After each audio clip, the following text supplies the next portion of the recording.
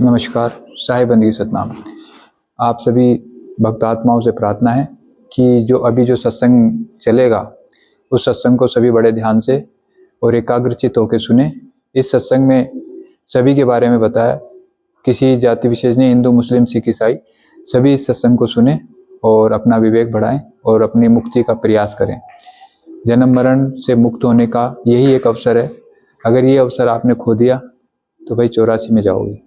तो एक बार ज़रूर आप सभी से प्रार्थना है कि इस सत्संग को बड़े ध्यान से प्लीज़, आधा 1-1.5 घंटे का सत्संग है, प्लीज़ सबसे रिक्वेस्ट है कि 1.5 घंटा समय निकाल करके इस सत्संग को सुने और मनन करें कि जो सत्संग में बताया गया है वो आप अपने जीवन में धारण करें। सबको साहिब बंदगी सतनाम। राम राम। बावन गांव में जिला ढीक भरतपुर में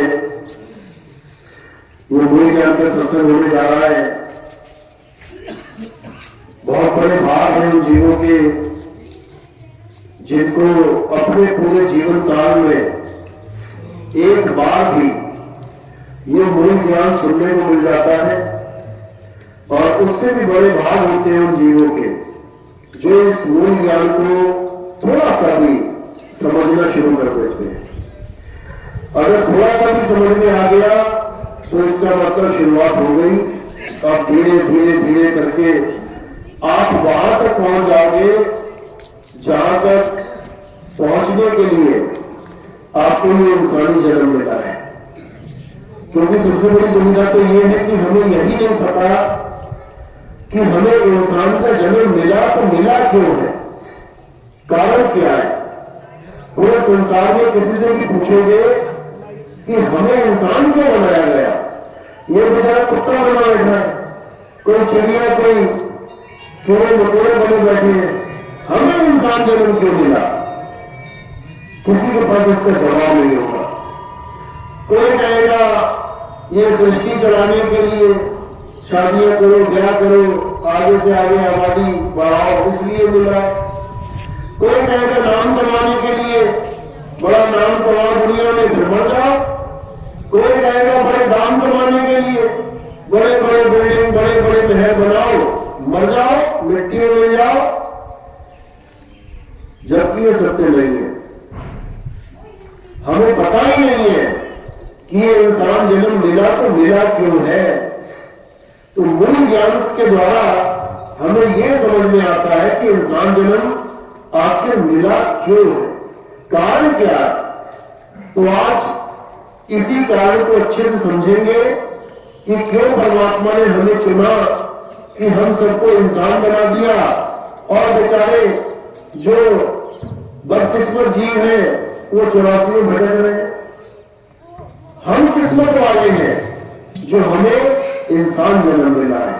तो आज इसका पूरा खुलासा करेंगे, लेकिन सत्संग की शुरुआत परमात्मा की जयकारे से करेंगे, फिर आगे सत्संग शुरू करेंगे। बोलिए परम पिता परमात्मा की सभी छोड़ कबीर साहिब की, सभी संतों की, सभी भक्तों की, इस गांव नगर बस्ती की, सत्संग कराने वालों की, इनके माता पिता की, सकल हंस को बंदगी साहिब बंदगी सपना। तो कबीर साहब कह रहे हैं कि 184 भटक के और पौपे का आए, अब की पासा ना पड़ा तो फिर 84 जाए।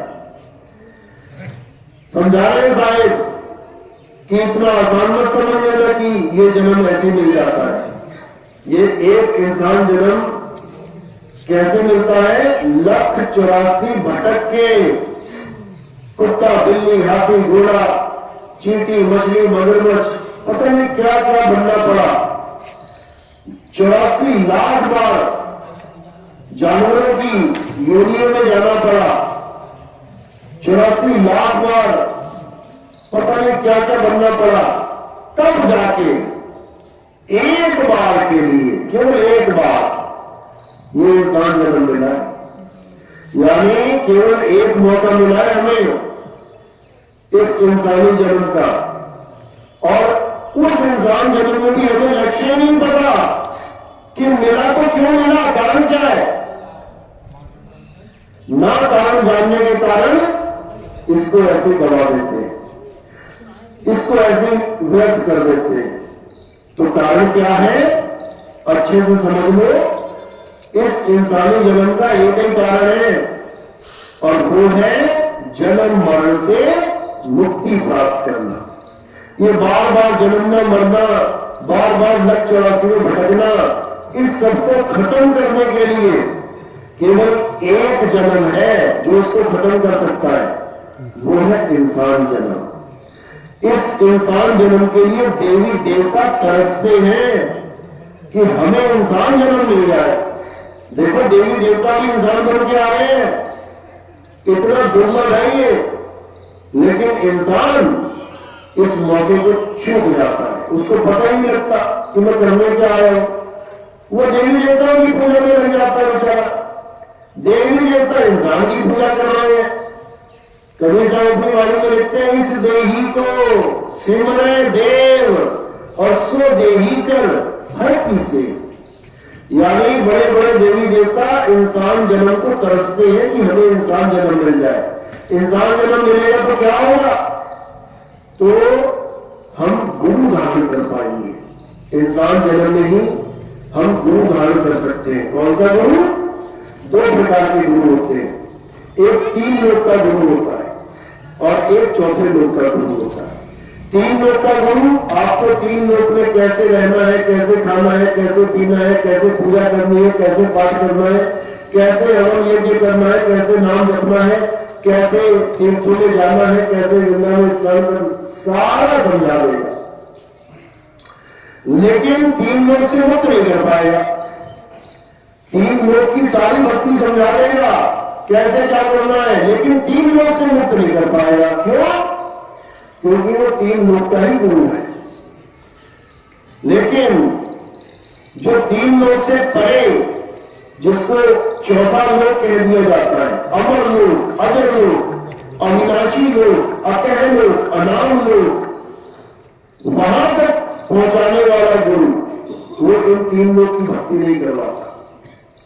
ठीक है, कहीं ना कहीं से शुरुआत करनी पड़ती है, सबने करी है।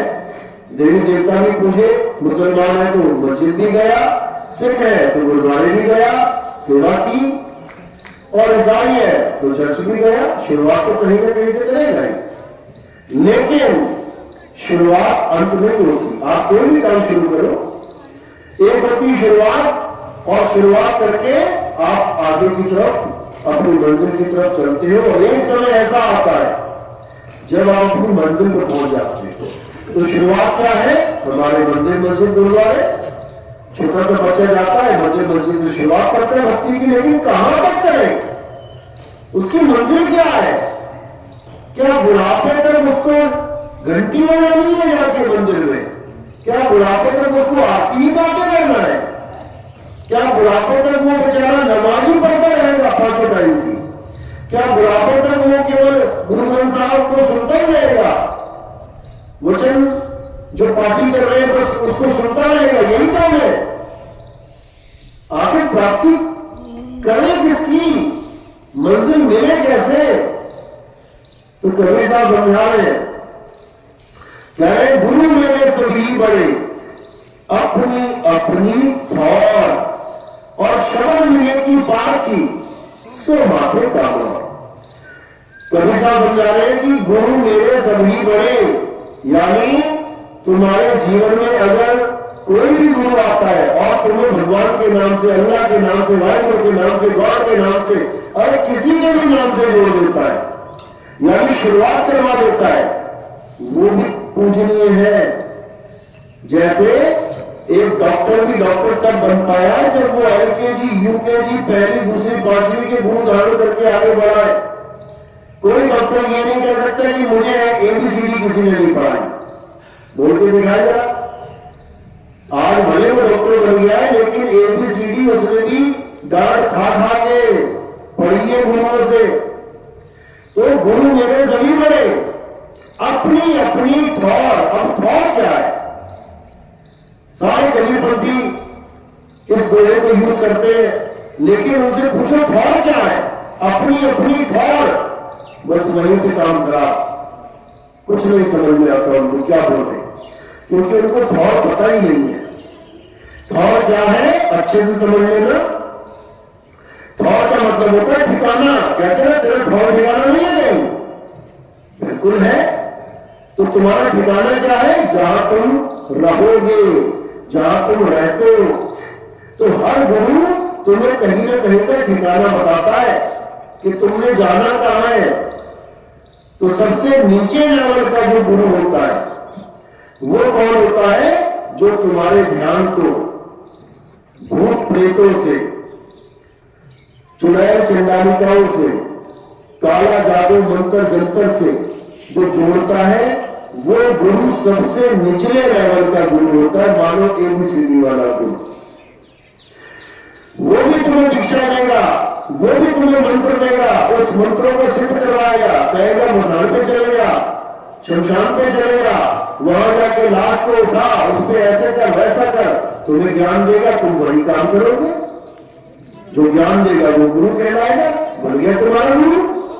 लेकिन ये गुरु तुम्हें मुक्ति प्रदान नहीं कर सकता, इसका ठौर बहुत नीचे है। अब इससे ऊपर कौन सा ठौर है? इससे ऊपर है देवी देवताओं का ठौर। कुछ गुरु ऐसे मिलेंगे जो तुम्हें देवी देवताओं की, पितरों की पूजा करवाएंगे, देवताओं के मंत्र जपवाएंगे, पितरों की तुम्हें श्राप निकलवाएंगे। ये गुरु उससे थोड़ा ऊपर। अब इनसे ऊपर कौन है? जो त्रिदेवों की साधना करवाएंगे, ब्रह्मा विष्णु महेश जी की। वो तुमसे खूब नाम जपवाएंगे, ब्रह्मा विष्णु महेश जी की पूजा करवाएंगे। उसका भाव थोड़ा सा और ऊपर हो गया। और उससे भी ऊपर कौन सा भाव है? जो तुमसे केवल अष्टांगी माया की, यानी जग जननी जगदम्बा की पूजा करवाएंगे। वो ब्रह्मा विष्णु महेश को भी करवा देंगे, थोड़े उनको भी। ये तो कुछ भी नहीं है। असली चीज तो माया है, जिसने ये सारी जगत की रचना करी है। इसीलिए इसको मायावी जगत कहते हैं, मायावी संसार कहते हैं। तो जो वहां तक पहुंचे ठीक है, उनकी भी अच्छी बात है, थोड़ा थोड़ा और ऊपर आ गया। अब वो उससे भी ऊपर भक्ति करवाते हैं, वो ब्रह्म की साधना करवाते हैं, वो माया को भी छुड़वा देते हैं। छोड़ो इसको भी, अब केवल ब्रह्मनिष्ठ हो जा, अब ब्रह्म लीन हो जा, अब स्वयं ब्रह्म हो जा, अहम ब्रह्मस्मि हो जा, ये भी साधना करवाते हैं। तो ये उनसे भी ऊपर का ठौर है। लेकिन अंत नहीं है ये भी, इससे भी ऊपर की साधना करवाते हैं। वो ब्रह्म की भी साधना नहीं, किसकी? पार ब्रह्म परमेश्वर की, यानी ब्रह्म के भी पार जो विराजमान है उसकी साधना करवाते हैं। यानी सारी भक्तियों में सबसे टॉप की भक्ति करवाते हैं। जब तक वो आपके जीवन में नहीं आए तब तक आपको मंजिल नहीं मिल सकती। आप चलते चले जाओगे लेकिन रुक नहीं पाओगे, कहीं मंजिल नहीं मिलेगी। सफर करना अलग बात है और सफर करके मंजिल तक पहुंचना अलग बात है। सफर तो तुम भाई उड़ाओ, घूमते रहो पूरे भारत में, सफर ही सफर है। मंजिल क्या है? जहां तुमने पहुंचना है उस ठिकाने में पहुंच गए, सफर खत्म हो गया। इसी प्रकार जितने भी नीचे की भक्तियां हैं ये कभी खत्म नहीं होती। आप पूजा करो, सारी उम्र कर रहे हो, पूजा खत्म ही नहीं होती है।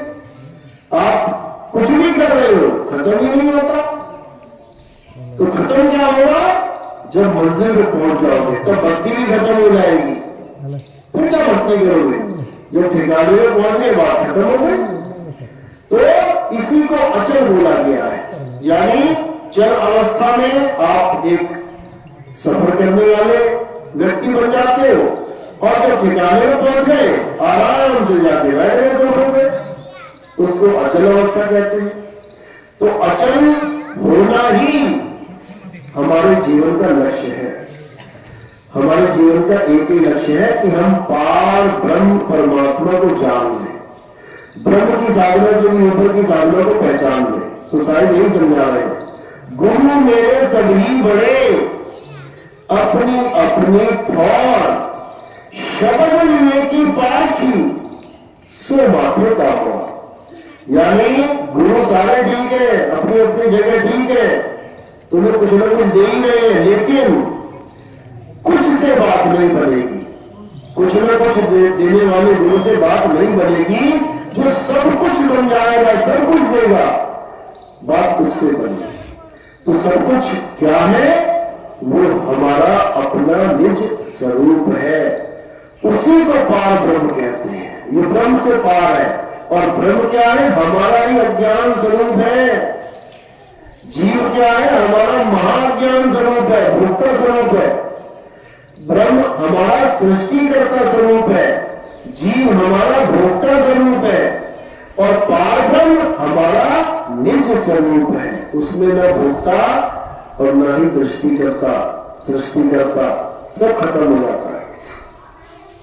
तो इसी की बात तुम्हें साथ समझा रहे हैं कि जब तक तुम्हें ऐसा गुरु नहीं मिला जो तुम्हें त्रिगुणों से ऊपर, माया से ऊपर, ब्रह्म से ऊपर अपने निज स्वरूप में सिद्ध न करवा दे, तब तक तुम्हारा जन्म मरण का चक्कर चलता ही रहेगा। और इसी पार ब्रह्म परमेश्वर को हम क्या कहते हैं संतों की भाषा में? आत्मदेव, देवों के देव महादेव। यहां तक तो सुना होगा आपने, देवों के देव महादेव। क्या बोलते? कौन है? भोले शंकर को बोल देते, लेकिन ऐसा नहीं है। देवों के देव महादेव, आत्मदेव। भोले शंकर तो एक शरीर, जैसे भोले शंकर जी का शरीर चल रहा है, उसको कौन चला रहा है? उस शरीर को चलाने वाला कौन है? असल में देवों का देव महादेव वो आत्मदेव है, जो सबके शरीरों को चला रहा है। वो आपके भी शरीर को चला रहा है, हमारे भी शरीर को चला रहा है, हर शरीर को चला रहा है।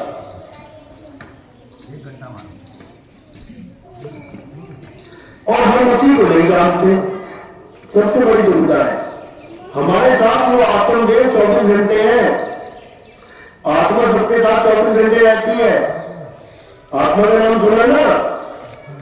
सब अपनी अपनी आत्मा लेके आए ना यहाँ पे। एक भी ऐसा नहीं है जिसकी आत्मा घर रह गई हो और वो यहां पे आ जाए, ऐसा नहीं हो सकता। सबकी आत्मा सबके पास है, लेकिन सारी उम्र बीत जाती है, आत्मा का ज्ञान नहीं हो पाता। जो चीज 24 घंटे तुम्हारे साथ है, तुम उसको ही सारी उम्र नहीं जान पाते, और जो तुम्हारे आसपास चीजें पड़ी है तुम उसी में उलझे रह जाते हो। जो तुम्हारा असली स्वरूप है, आत्म स्वरूप, वो तुम कभी नहीं जान पाते, और अपने से अलग हर वस्तु का ज्ञान प्राप्त करके बैठ जाते हो। ये राम जी है, ये श्याम जी है, ये हनुमान जी है, ये कबीर जी है, ये नानक जी है, ये कुरान है, ये गीता है, ये भागवत है, ये बाइबल है, ये कुरान है। सब कुछ जान लिया तुमने, लेकिन उसको नहीं जान पाए जो ये सब ज्ञान लेके बैठा हुआ है, उसको नहीं जान पाए। आत्मा को कभी जान ही नहीं पाया ये इंसान, इसीलिए बार बार लग चौरासी में भटक रहा है, बार बार मां के गर्भ में आ रहा है, बार बार मां दुख पा रहा है। अब ये दुख कब खत्म होगा? कबीर साहब समझा रहे हैं, जल में नींद प्यासी, मुझे देख के आवे हासी, आत्म ज्ञान बिना में भटके, कभी काबा कभी काशी। फॉर्मूला बता रहे कबीर साहब कि इस दुनिया में कोई नर भटक रहा है तो क्यों भटक रहा है? आत्म ज्ञान की कमी के कारण। भक्ति है, भक्ति की कोई कमी नहीं है। भक्ति तो इतनी है कि कांवड़ लेने जा रहा है नंगे पैर 50-50 लीटर पानी उठा के, भक्ति में कोई कमी नहीं है। भक्ति इतनी है कि 16-16 किलोमीटर पहाड़ों पे 20-20 किलोमीटर सीधा चल जा रहा है। केदारनाथ ले लो, वैष्णो देवी माता ले लो, भक्ति में कोई कमी नहीं है, पूरी जान लगा रखी है। कमी कहां पे है? आत्मज्ञान की कमी है, केवल आत्मज्ञान की कमी है। अब आत्मज्ञान होता क्या है? बस ये समझ में आ जाए, वो कमी भी पूरी हो जाएगी। जब तक हमें पता ही नहीं है कमी किस चीज की है, हम उस कमी को कैसे पूरा करेंगे? तो आत्मज्ञान को अच्छे से समझ लेना है। आत्मज्ञान ही वो ज्ञान है जो सारे संसार को मुक्ति करवा सकता है, सारे संसार की। ये दुनिया खाली हो जाएगी, बिल्कुल ये बिल्कुल खत्म हो जाएगी, एक भी जीव नहीं रहेगा यहाँ पे अगर सब आत्मज्ञान को प्राप्त कर दे तो। भरतपुर लेकिन ये सुनने में बड़ा अजीब लगता है, दुनिया खाली हो जाएगी। नहीं नहीं नहीं नहीं, फिर तो मुक्ति बेकार चीज है, दुनिया खाली हो जाएगी तो इस दुनिया का क्या होगा? इतनी चिंता लेके बैठे हैं हम लोग दुनिया की। अपनी चिंता नहीं है कि इस दुनिया में दोबारा किसी योनि में आ जाएंगे, कुत्ता बन के आ गए, बिल्ला बन के आ गए, शेर चीता हाथी घोड़ा बन के आ गए, वो कोई टेंशन नहीं है। किसी को कोई कह दो ना कि दुनिया खाली हो जाए भगवान करे तो उसको चिंता पड़ जाती है कि नहीं यार ऐसा मत बोल, दुनिया चलेगी नहीं तो कैसे बात करेगी, भगवान ने दुनिया बनाई है।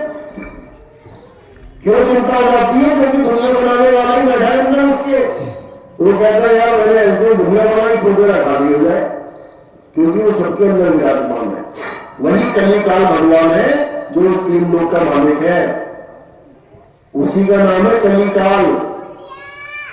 लेकिन लोगों को नहीं समझ नहीं आता, वो इस दुनिया को समझ के बैठ जाते हैं कि ये परमात्मा की सृष्टि है, ये परमात्मा ने दुनिया बनाई है, जबकि ऐसा नहीं है।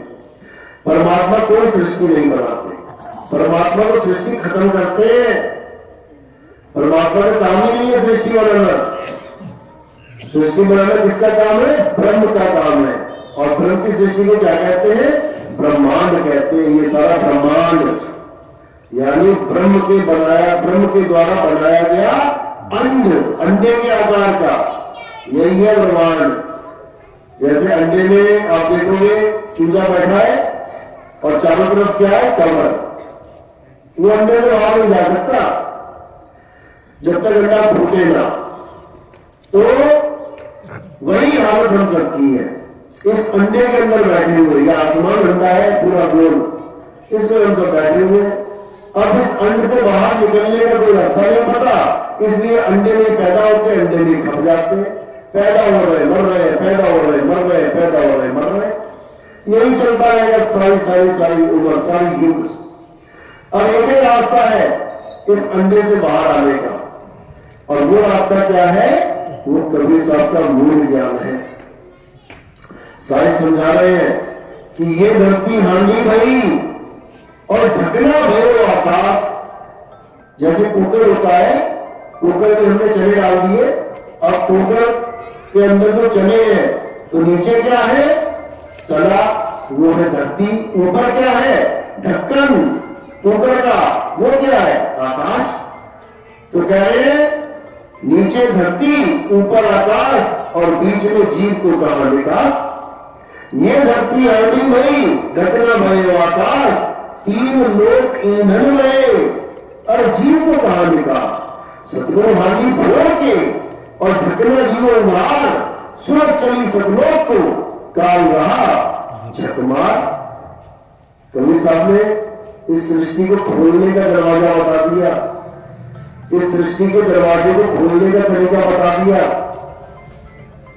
उसी को खोल के हम निकलेंगे और हम सदा सदा के लिए मुक्त हो जाएंगे। इसी को सामने का जरूर भी अंदर जान हमारी, और कहे कबीर सतगुरु की तारी। खुले कपाट, चाबी लगाई कपाट खुलेगा, दरवाजा खुलेगा। खुले कपाट शब्द झमकारी और पिंड एंड के पार सो देश हमारा है। करने में विकार महल में प्यारा है।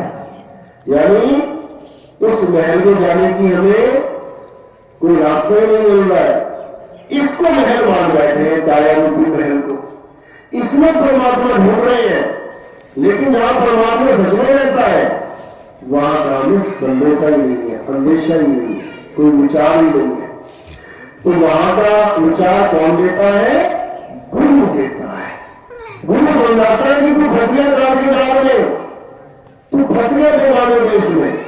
अब इस बेगाने देश को छोड़ और अपने देश की तरफ पलायन कर, तब तो अपने देश घर जा पाएगा। तो यही कबीर साहब समझा रहे, रहना नहीं देश ले जाना है। अरे ये धरती कागज की पुलिया बूढ़ पड़े हो जाना है।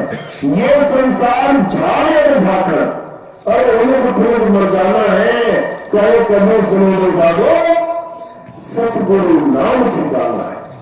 यानी वो नाम ही हमारा ठिकाना है। और वो ठिकाना हमें कैसे मिलेगा? जब हमें वो ठिकाना देने वाला गुरु मिल जाएगा।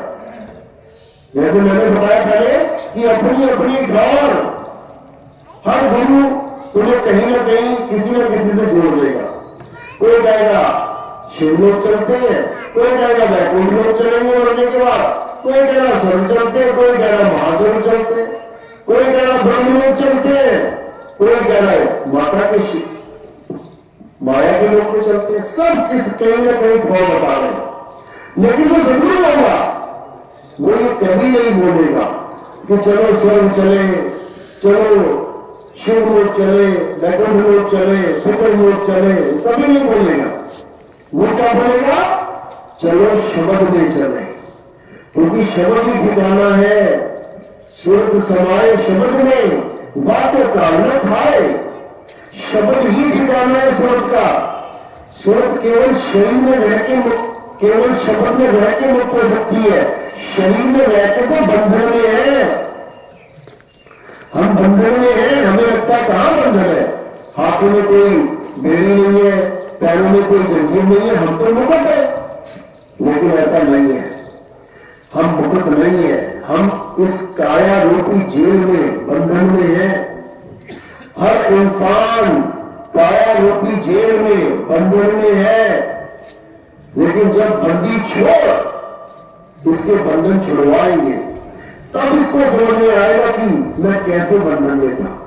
यानी जब चुंबक की तरह वो खींचेंगे और पूरी काया से उड़ा के बाहर करेंगे, तब तुम्हें समझ में आएगा कि मैं बंधन में कैसे था।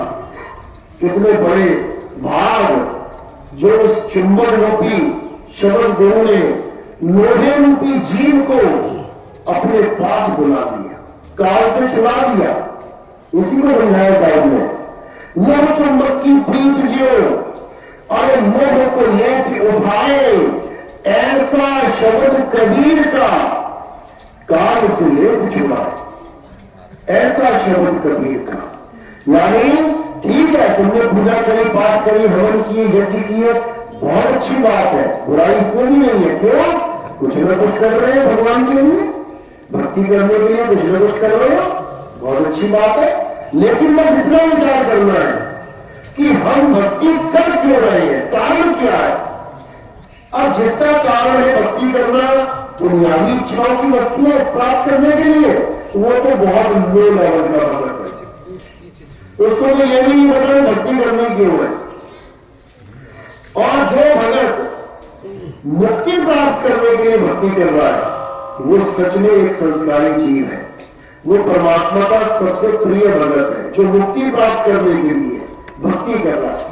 तो दो ही प्रकार की भक्तियां हैं यहाँ पे, या 3 लोक की या चौथे लोक की। चौथा लोक कह लो, चाहे उससे अपना स्वरूप कह लो। तो 3 लोक की भक्ति में आ जाता है दुनियावी चीजों की इच्छाएं करना, और चौथे लोक की भक्ति में आ जाता है अपने निज स्वरूप को प्राप्त करना। तो 3 युग में सतयुग, त्रेता, द्वापर, हम यही सब करते आए हैं। क्या करते आए सतयुग, द्वापर, त्रेता में? वही काम कर रहे हैं जो अभी हमने लगा रखा है।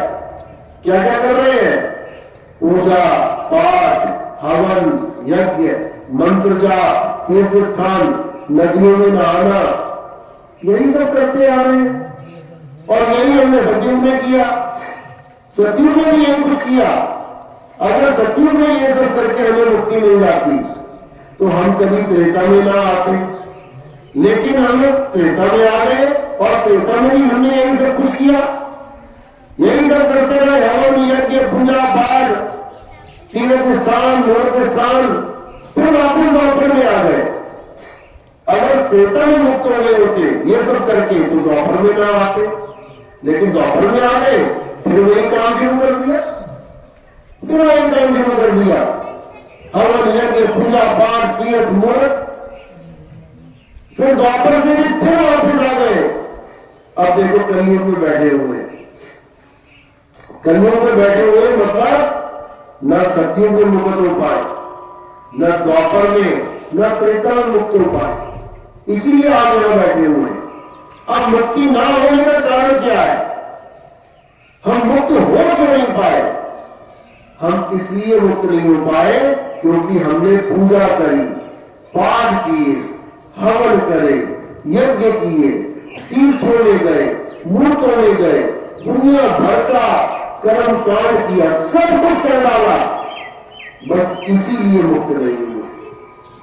और अगर कलयुग में भी यही कर्म करेंगे, हवन यज्ञ पूजा पाठ, तो समझ लो कलयुग में भी मुक्त नहीं हो पाएंगे, फिर वापस जाना पड़ेगा।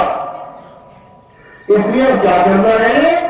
अब वो करना है जो पहले कभी नहीं किया। और क्या छोड़ना है? अब वो छोड़ना है जो पहले करते आए हैं। बस यही दो चीजें पकड़नी है।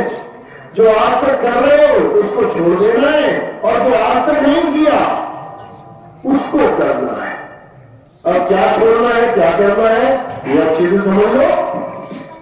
छोड़ने के लिए क्या है? इंसानों के बनाई हुई, इंसानों के द्वारा बनाई हुई हर चीज छोड़ देनी है। हर चीज। क्या बनाया इंसानों ने? इंसानों ने मूर्तियां बनाई। किसने बनाई? इंसानों ने। क्यों बनाई? इंसानों ने ऑर्डर दिया। इंसान ने ही इंसान को ऑर्डर दिया कि मूर्ति बना। तो उसने पूछा कितने हाथ रखूं? अरे 6 हाथ रख ले, चल 8 रख ले। कितने सिर रखूं? 2 सिर रख दे, चल 3 रख दे, चल 4 रख दे। ऑर्डर दे रहा है। हाथ में क्या पकड़ाना है? गदा पकड़ाऊं, शंख पकड़ाऊं, भाला पकड़ाऊं? अरे चल धनुष्बाण पकड़ा दे, एक हाथ में फूल पकड़ा दे। कौन दे रहा है ऑर्डर? इंसान दे रहा है। भगवान को बनाने की तैयारी चल रही है, समझ लो। बना के तैयार कर दिया, अब रेट लगेगा उसका। कितने का है? 20,000 का। अरे 15 ले ले भाई। भगवान भी लेके आए तो सस्ते में लेके आए। इंसान द्वारा बनाया वो भगवान देखता है, असली भगवान को खरीद लोगे क्या? ये इंसानों के द्वारा बनाई गई मूर्तियां बिकती हैं, भगवान को नहीं कोई खरीद सकता। तो इंसानों के द्वारा बनाई हुई चीजों को जितना कर लिया ठीक है, आगे छोड़ देना है। और क्या बनाया इंसान ने? मंदिर, मस्जिद, गुरुद्वारे, चर्च, ये सारे जितने भी धार्मिक स्थल किसने बनाए हैं? इंसान ने बनाए हैं, इंसानों ने बनाए हैं। तो अब उसको किनारे कर देना है। ठीक है, जितना कर दिया अच्छी बात है। और क्या छोड़ना है? ये सारे मंत्र, जितने भी मुंह से निकलने वाले मंत्र हैं, अल्लाह, वाहिगुरु, राम, कबीर, कोई भी नाम निकल रहा तुम्हारे मुंह से, किसने बनाए हैं? ये अक्षर किसने बनाए हैं?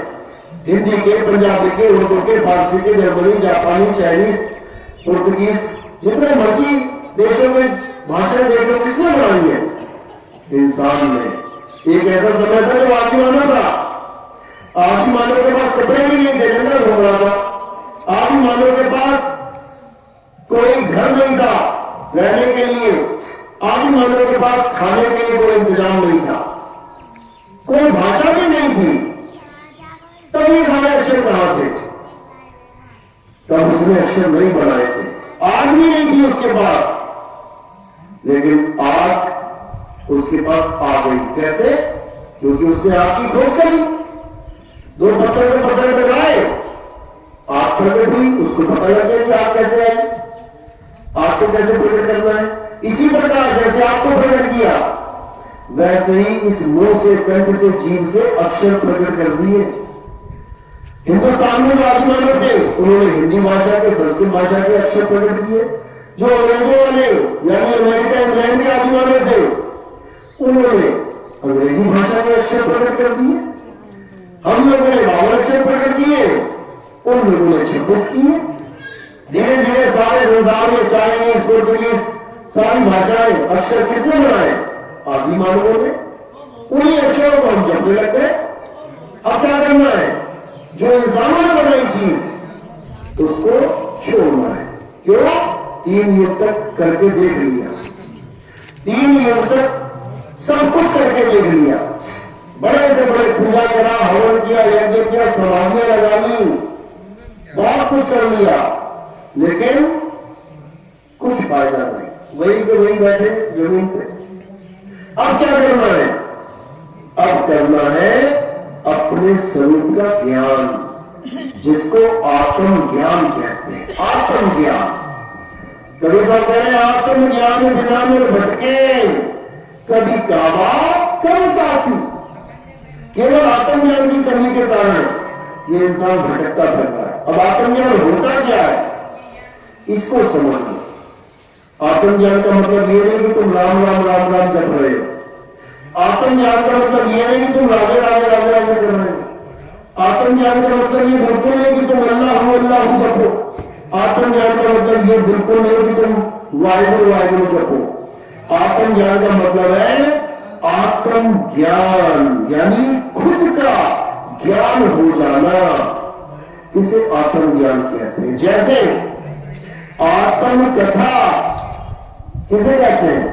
जब कोई अपने बारे में अपने लिए कथा लिखता है, खुद की कथा ही आत्म कथा है। जैसे आत्म हत्या, खुद की हत्या, किसी और की नहीं कि दो चार बंदों को गोलियां मार दी आत्महत्या हो गई। खुद की हत्या करना, अपने शरीर की हत्या करना आत्महत्या है। आत्म रक्षा, अपनी रक्षा करना, खुद की, किसी और की नहीं, आत्म रक्षा है। आत्म कल्याण, खुद का कल्याण, किसी और का नहीं। इसी प्रकार आत्मनिर्भर, यानी खुद पे निर्भर, किसी और पे नहीं।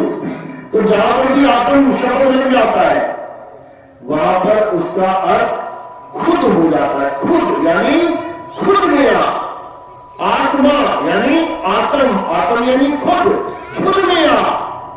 जब खुद में आएगा तो आत्मा को पाएगा, जब खुद में आएगा तो खुदा को पाएगा। खुद में आ, खुदा, खुदा कोई अलग से कोई भगवान नहीं है कि अलग से कोई आएगा, वो तुम्हारे अंतर आत्मा में रमा हुआ है, वो तुम्हारी आत्मा में वास करता है। उसी खुदा का नाम राम भी है।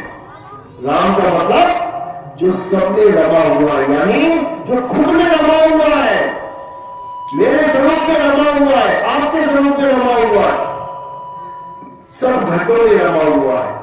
इसीलिए बोला जाता है सब घट मेरा साइया।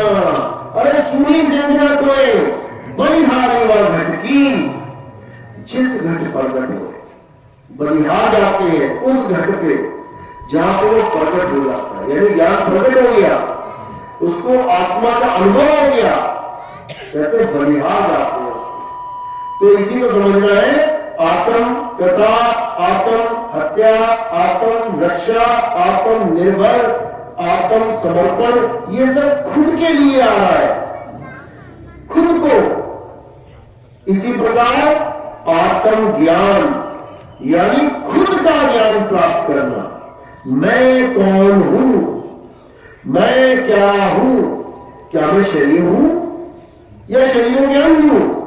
क्या मैं आंख हूं, कान हूं, नाक हूं, हाथ हूं, पैर हूं?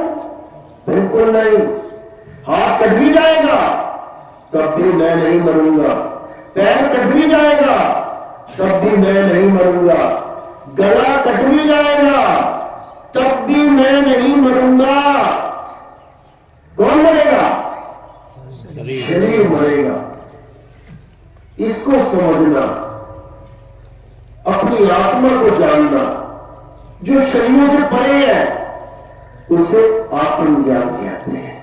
यानी अपने असली स्वरूप को, अपने अविनाशी स्वरूप को जानना आत्मज्ञान कहते हैं उसे। क्योंकि तुम अविनाशी हो, लेकिन तुम्हारे दिमाग में इस कली काल में क्या घुसा दिया है कि तुम एक दिन मरेगा। इस कली काल में इतनी शातिर चाल चली है तुम्हारे साथ, तुम्हें क्या पढ़ा दिया जगत में कि तुम पैदा हुए हो और तुम एक दिन मरोगे। सबसे बड़ा जाल है ये कली काल का, और सब इसमें लपेट में है। सब, एक भी जीव नहीं बचा हुआ है। जो ये सोच के नहीं बैठ रहा है कि हाँ मैं पैदा हुआ था, हाँ एक दिन मरना है। सबके दिमाग में ये खिचड़ी पकी हुई है कि एक दिन मर जाना है, मर जाना है। इसको कोई नहीं मार सकता, समझ लो। इस जीव को कोई नहीं मार सकता, अमर है, अविनाशी है। गाते भी भजन में, ईश्वर अंश जीव अविनाशी। अब बोल तो दिया अविनाशी, लेकिन उसको कभी जाना है कि वो अविनाशी है तो कैसे है, कैसे उसको अविनाशी बोल दिया बिना उसके स्वरूप को जाने।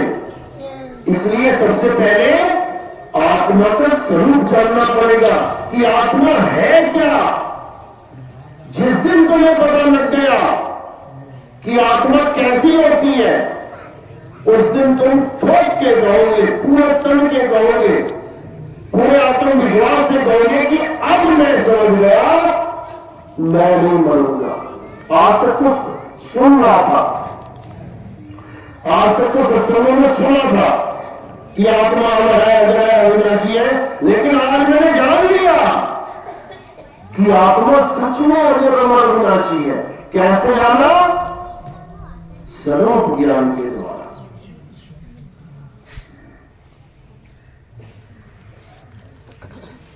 स्वरूप ज्ञान के द्वारा, इसी को आत्मबोध कहते हैं। सुनना आसान है, आत्मा मैंने बोला तुमने सुन लिया, आत्मा हाँ सुन लिया, आत्मा सुन लिया, लेकिन क्या है आत्मा? किसके बारे में बोल रहा हूं मैं? ये आत्मा वस्तु है तो है क्या? कान हाँ सुन लिया, छू भी लिया, बाल हाँ सुन लिया, छू भी लिया, नाक हाँ सुन लिया, छू भी लिया, पेट हाथ पैर हाँ सुन लिया, छू भी लिया, समझ में आ गया कैसा होता है। लेकिन आत्मा सुन तो लिया लेकिन समझ नहीं पाया। क्यों? क्योंकि कभी आत्मा का स्वरूप प्राप्त ही नहीं हुआ, कभी आत्मा के साथ साक्षात्कार ही नहीं हुआ। जैसे करंट, मैंने बोला करंट, जिसके करंट लगा है वो एक मिनट में समझ जाएगा मैं क्या बोल रहा हूं। करंट सबके करंट लगा है, कोई है ऐसा जिसके नहीं लगा है? कोई ऐसा है जिसके करंट नहीं लगा आज तक जीवन में? हाथ खड़ा करोगे? आपको कभी करंट नहीं लगा? बहुत अच्छी बात है। बाकी सब करंट खाए बैठे हैं।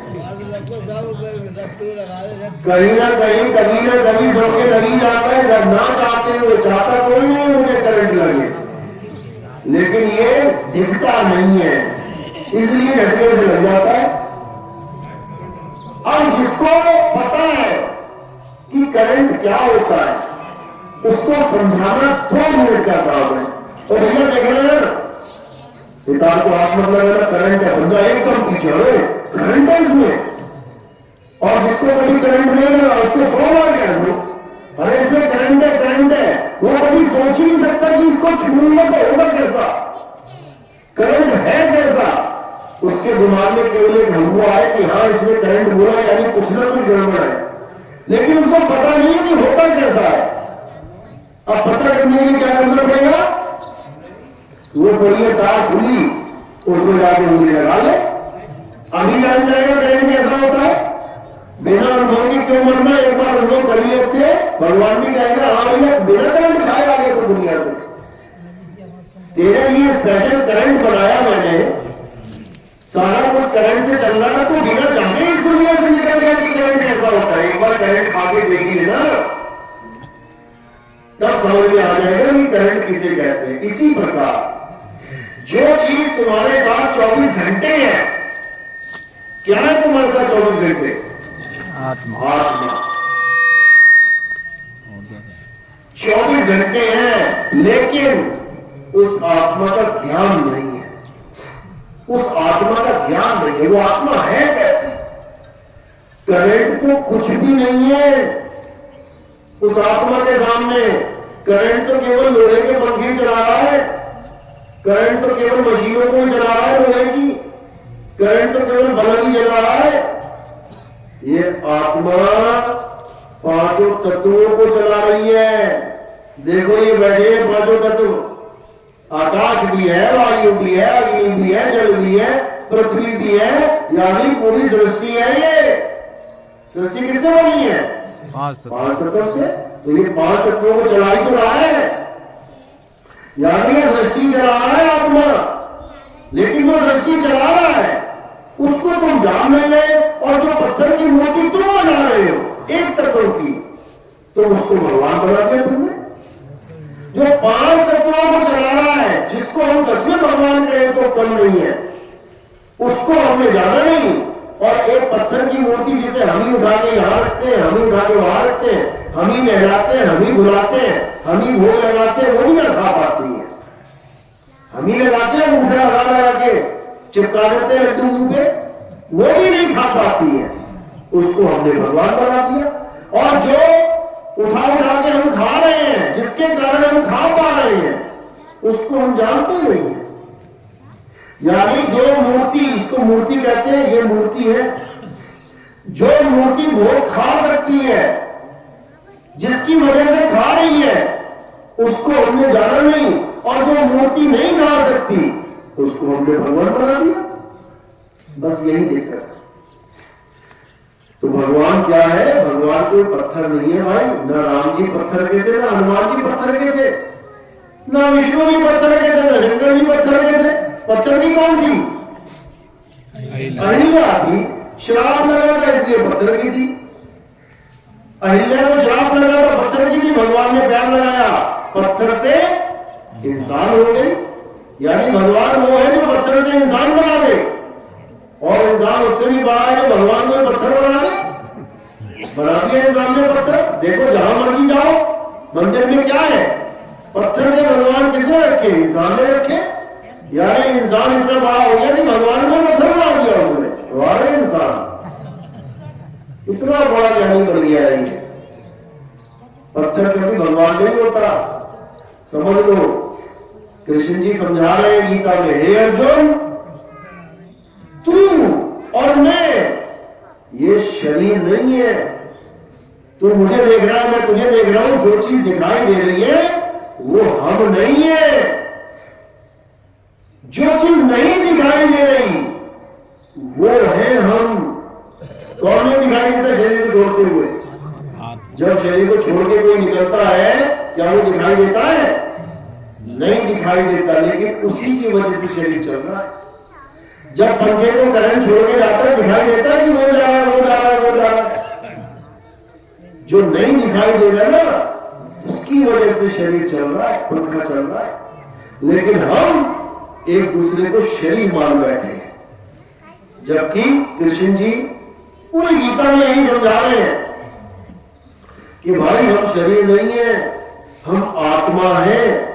हमारा जन्म और मरण नहीं होता है।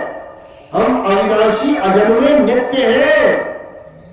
हमारे शरीर को काटे जा सकते हैं, हमारे शरीर जलाए, हमारे शरीर सुखाए, हमारे शरीर भिगोए जा सकते हैं। लेकिन आत्मा को ना तो काटा जा सकता है, ना शस्त्र कोई काट सकता है, ना अग्नि जला सकती है, ना वायु सुखा सकती है, ना जल भिगो सकता है।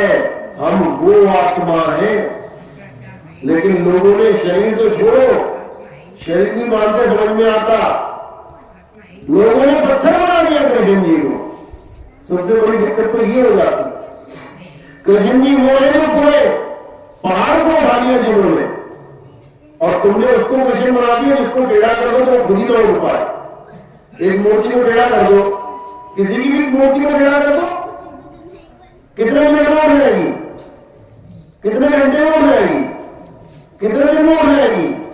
कितने महीने में? कितने साल में? कितने युगों में? कभी नहीं, वो कभी नहीं उठेगी। तो तुमने उसको भगवान बना दिया तो खुद ना उठ पाया, जबकि भगवान ने तो पूरा पहाड़ उठा दिया।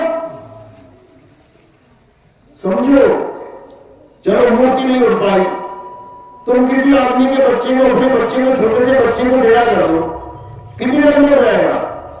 तुरंत 2 सेकंड में हो जाएगा। तुम बकरी के बच्चे को टेढ़ा करके देख लेना, उसी वक्त तो मंदिर के बच्चों को खड़ा करके दे रहे हो ना, 2 सेकंड में खड़ा हो जाएगा। अरे वो भगवान होके खड़ा नहीं हो पाए और ये जानवर होके खड़े हो जा रहे हैं, क्या फर्क है दोनों में? क्या फर्क है?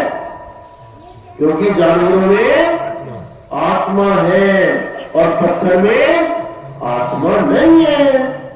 अब कोई कहेगा नहीं वो प्राण प्रतिष्ठा नहीं होगी ना, नहीं हुई होगी इसलिए चलो प्राण प्रतिष्ठा वाले को कर देते हैं भाई। प्राण प्रतिष्ठा वाला ले आना मूर्ति में पंडित जी से प्राण बनवा के उसको टेढ़ा कर देते हैं, उठ जाएगी वो कितने मिनट में, कितने साल में, कितने युग में, कभी ना उठ पाएगी। इसी भ्रम को तोड़ना है। हम मूर्तियों के खिलाफ नहीं है, ठीक है, इसकी जहां श्रद्धाएं जुड़ी है अच्छी बात है, एबीसीडी एलकेजी पढ़ रहा है अच्छी बात है, लेकिन अगर कोई पढ़ाई में स्कूल में आ गया है तो उसको बता देना चाहिए कि बेटा केवल ये स्कूल तेरी मंजिल नहीं है। जैसे ये गांव का स्कूल है, कहां तक होगा ये? 5वीं तक, 8वीं तक, 10वीं तक।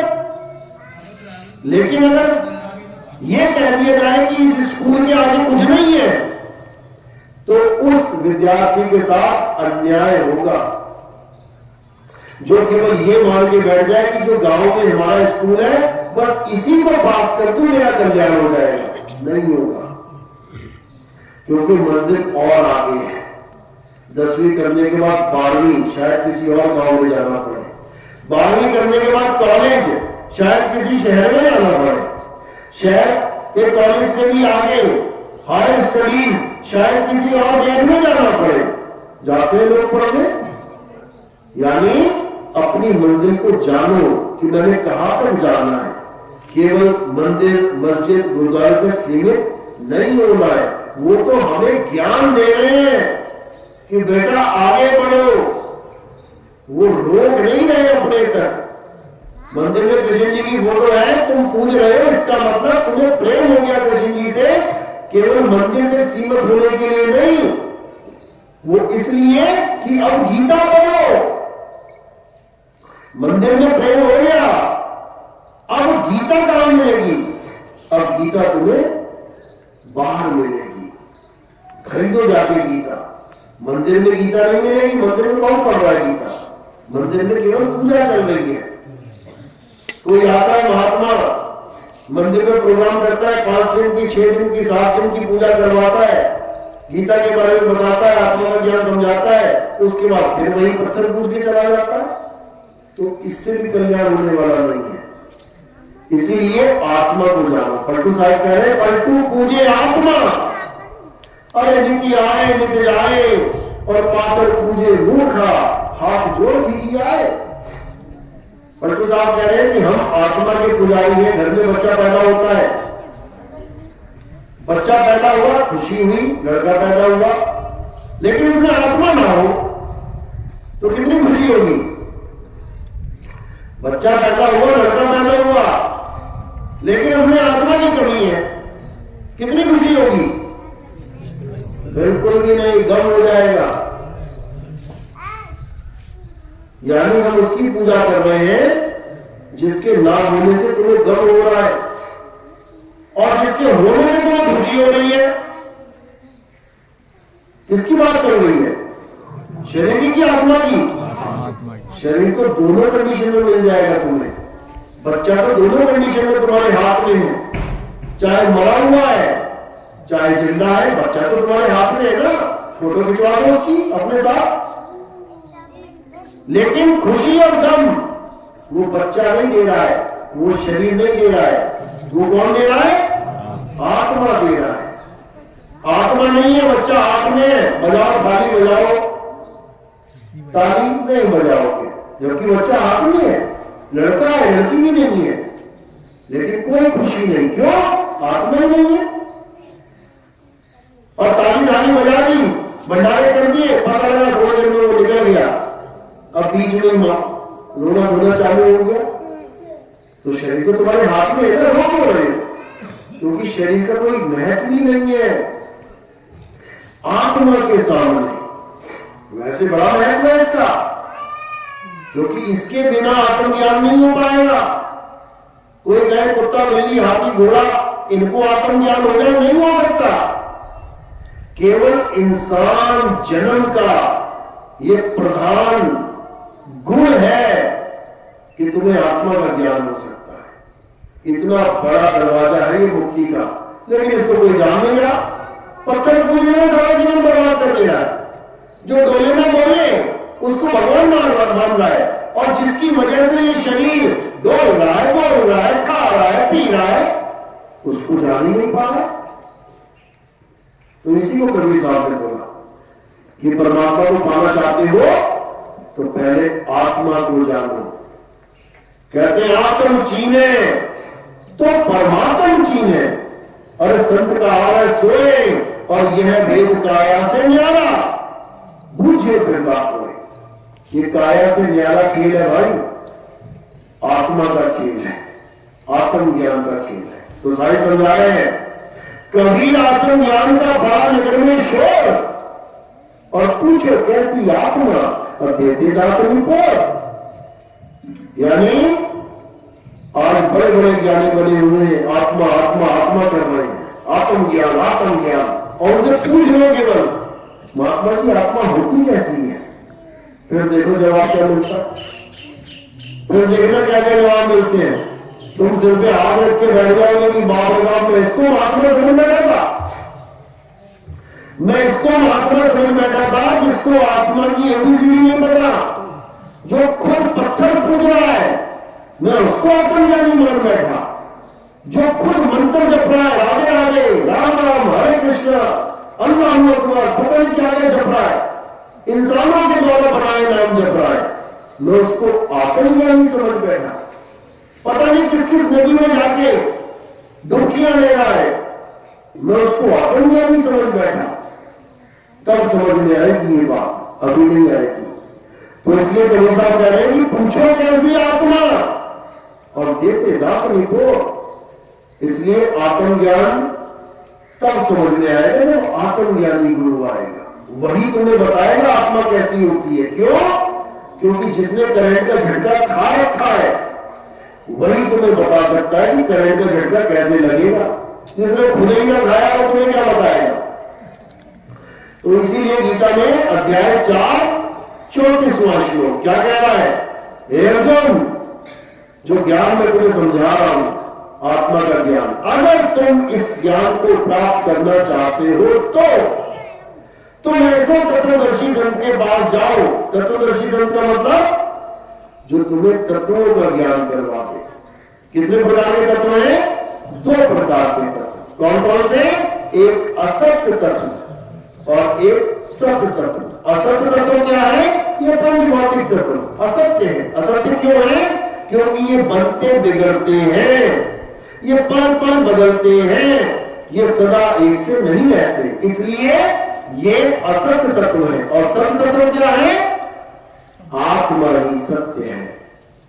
हे अर्जुन अगर तुम सत्य को प्राप्त करना चाहते हो तो तुम उस तत्वदर्शी संत के पास जाओ जिसके पास निहित तत्व यानी आत्मा का ज्ञान हो, वही तुम्हें तुम्हारी आत्मा का ज्ञान करवा सकता है। एक बार आत्म ज्ञान हो जाने पर कभी जीवन में अज्ञान प्रवेश नहीं करता। अध्याय 4 35वां श्लोक पढ़ो। यानी एक बार तुम्हें आत्मज्ञान हो गया उसके बाद तुम कभी जीवन में अपने आप को शरीर नहीं मान सकते। कोई कितना ही जोर क्यों ना लगा तो तुम मर जाओगे। अरे हम ना मरे मरे संसारा और हमको मिला जीवन हारा। हमें आत्मज्ञान मिल गया है, अब नहीं मरते, भूल जाओ। अब शरीर छोड़ेंगे और कैसे छोड़ेंगे उसका भी ज्ञान है, बिना ज्ञान के अज्ञानियों की तरह नहीं छोड़ेंगे। तो यही कबीर साहब समझा रहे हैं कि जब आत्मा का ज्ञान हो जाता है तो सारे जीवन के लिए हो जाता है। जैसे एक बार भी तुम्हें अगर करंट लग गया एक बार तो कब तक के लिए रहेगा एक्सपीरियंस? सारी उम्र के लिए। चाहे बचपन में लगाओ तब भी तुम्हें पता है बुढ़ापे तक याद रहेगा कि क्या हुआ था। यानी दोबारा तुम अज्ञान को प्राप्त नहीं कर पाओगे, तुम भूल नहीं जाओगे उसको। अरे बचपन में लगा था, भूल गया मैं कैसा होता है, ऐसा नहीं हो सकता। एक बार तुमने तैराकी सीख ली, एक बार तुम तैरना सीख गए, अब सारी उम्र में भूलोगे। तुम्हें कभी भी कोई भी धक्का दे दे, ऐसा नहीं होगा मुझे पहले आखिरी में भूल गया, ऐसा नहीं हो सकता। एक बार तैराकी आ गई ना, उसके बाद तुम तैरोगे सारी उम्र के लिए। यही गीता में समझाया जा रहा है कि एक बार आत्मज्ञान हो जाए तो तुम चाहकर भी अपने आप को शरीर नहीं मान सकते, क्योंकि तुम्हें पता है कि मैं क्या हूं। पंखा और करंट दो चीजें हैं। जिसको करंट का ज्ञान नहीं है वो पंखे में करंट मार के बैठा हुआ है, यानी वो चाहो सोच रहा है कि पंखा चल रहा है खुद से, पर ऐसा नहीं है। पंखे का स्वरूप अलग है, करंट का स्वरूप अलग है। पंखे के 3 पर है, करंट के कितने पर है? एक भी नहीं। पंखे का एक रोटेटर है गोल सा, करंट का कितना रोटेटर है? एक भी नहीं। पंखे की एक डंडी है टंगी हुई है छत से, करंट की कितनी डंडियां हैं? एक भी नहीं। पंखा काला है, पीला है, हरा, गुलाबी, नीला, करंट कैसा है? किसी रंग का नहीं। दोनों स्वरूप अलग अलग है बिल्कुल। लेकिन एक तो पंखे को मान बैठा है, मेरे कृष्ण जी, प्यारी प्यारी आंखें, प्यारे प्यारे दाल, काली काली खाल, और एक जान रहा है कि इस खाल बाल को चला कौन रहा है। एक समझ रहा है पंखा लाल गुलाबी प्यारा पंखा, और एक समझ रहा है पंखे को चला कौन रहा है। दोनों तत्वों का ज्ञान है जिसे, असत्य का भी सत्य का भी, वही सदगुरु है। दोनों का ज्ञान है उसे, तभी तो दोनों से रूबरू करवाएगा, तभी तो असत्य को असत्य और सत्य को सत्य बताएगा। यही गीता में समझाया जा रहा है कि गुरु वो होता है जो असत्य तत्व और सत्य तत्व को अलग अलग करके दर्शा दे, और सत्य तत्व यानी आत्मा का बोध करवाए, उसको विधि बताए कि कैसे बोध होगा। जो चीज मेरे पास लगातार मेरे साथ है, मैं उसको कैसे जानूं। वो जब ज्ञान हो जाएगा तब समझ लो कि यह परमात्मा कहीं दूर नहीं है, तुम्हारी आत्मा में ही परमात्मा का वास है। तुम्हारी आत्मा में ही परमात्मा का वास है। कैसे? कबीर साहब समझा रहे, कह रहे ज्योतिर्मयी तेल है और ज्यों चकमक में आग, तेरा साईं तुझ में है, जाग सके तो जाग। कह रहे ज्योतिर्मयी तेल है, अगर तिल अपने अंदर ना खोज के तेल को बाहर नहीं और ढूंढने लग जाए तो कब मिलेगा तेल उसे? कभी नहीं मिलेगा। अगर चकमक पत्थर अपनी अग्नि को अपने पास ना खोज के जा रही है हरिद्वार, जा रही है काशी ढूंढने, कभी नहीं मिलेगा।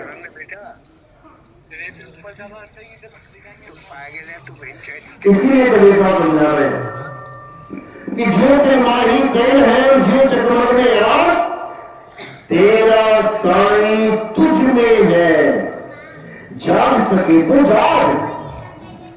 अब सोता मत रह जाना, अब जागने का समय आ गया है, और जागना मतलब अपने स्वरूप को प्राप्त कर लेना, तभी जागोगे। अगर आत्मा के अलावा और किसी की भी पूजा करते रहे तो समझ जाना कि वो नाशवान तत्वों की पूजा चल रही है। गीता में बिल्कुल स्पष्ट बोला, हे अर्जुन, ये सारी प्रकृति मेरी माया है, इस माया को कोई लाभ नहीं सकता।